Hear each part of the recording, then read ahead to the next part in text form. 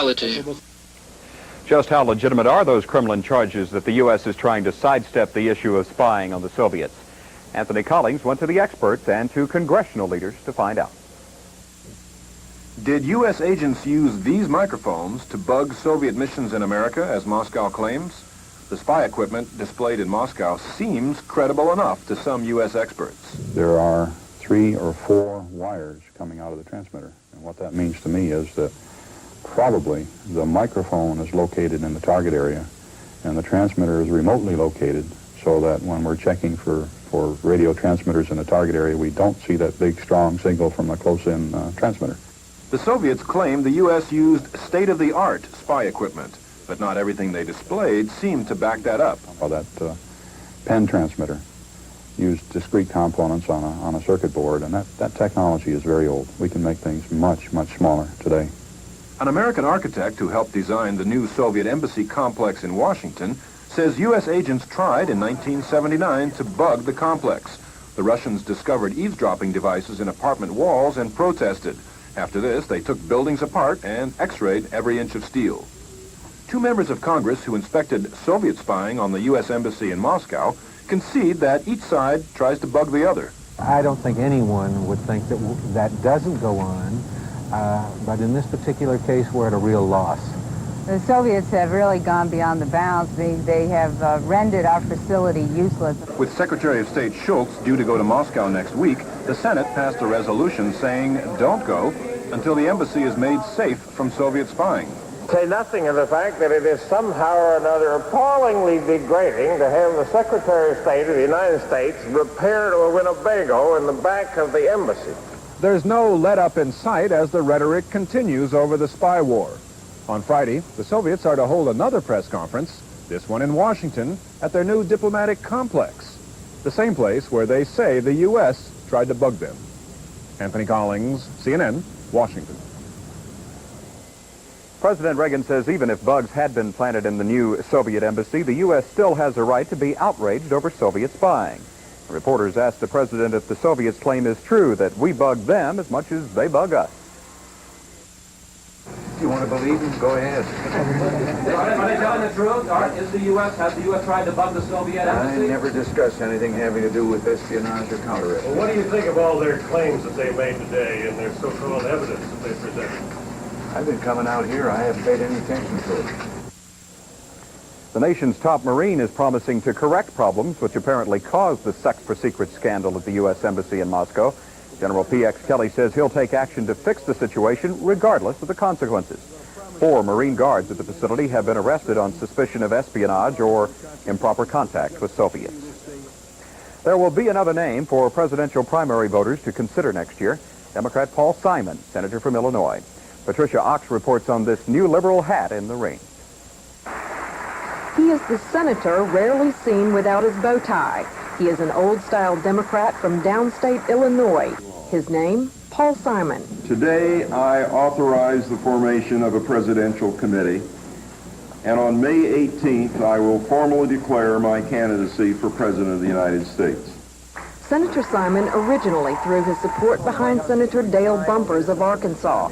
But when Bumpers decided not to join the presidential race, Simon decided to run. He was encouraged in a letter signed by 15 representatives. The 58-year-old senator entered public life in the Illinois House of Representatives, where he met his wife, Jean, who was serving at the same time.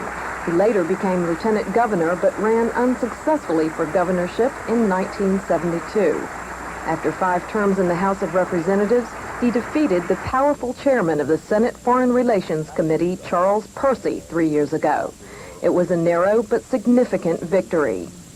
Senator Simon has authored 11 books on Abraham Lincoln, Congress, and on how to get America back to work.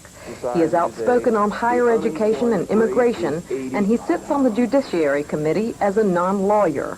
I dream of a more productive America, where young people can buy their own homes, where family farms can prosper, and seniors live in dignity.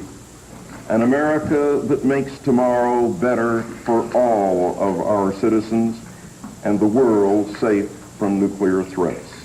Senator Simon hopes to build momentum during the Iowa caucus by having supporters show up in droves from his own neighboring state. But some political analysts say he will have to develop broader national appeal to be effective. Patricia Ox, CNN, Washington. John Demjanjuk takes matters and his defense into his own hands today. The accused Nazi war criminal was given permission to cross-examine a documents expert on the grounds his lawyers were asking the wrong question. The trial in Jerusalem is taking an emotional toll on his family. Mike Greenspan has their story. Their twice-weekly visits to Ayalon prison are emotionally charged experiences for Lydia, Irene, and John Jr., the children of John Demjanjuk. Their father, a retired auto worker from Cleveland, Ohio, is on trial for his life, charged with Nazi war crimes. He's just part of me, and for him to be so far away, he's just here 24 hours a day. Two John Demjanjuks, father and son. Their warm embrace was the trademark opening of each day's court session, until the three-judge panel hearing the case ordered them separated.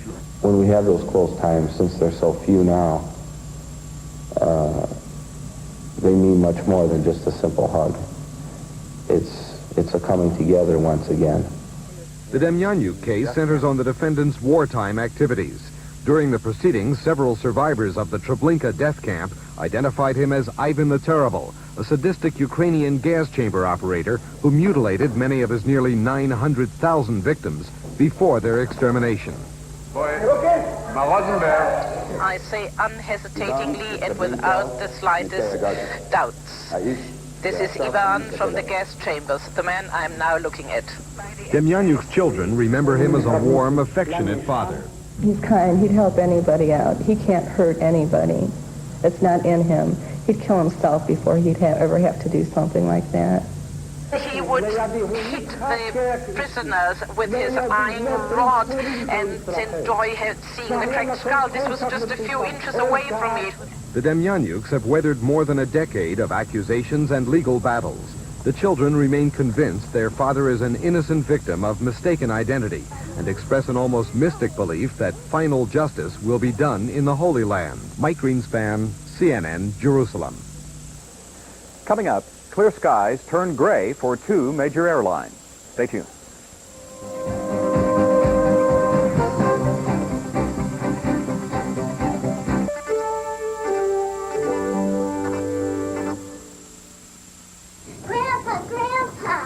Becky, stay with Grandpa, okay? What's up, Mom? Joe, look at this bill. Wow, I thought Medicare took care of it all. Most of it,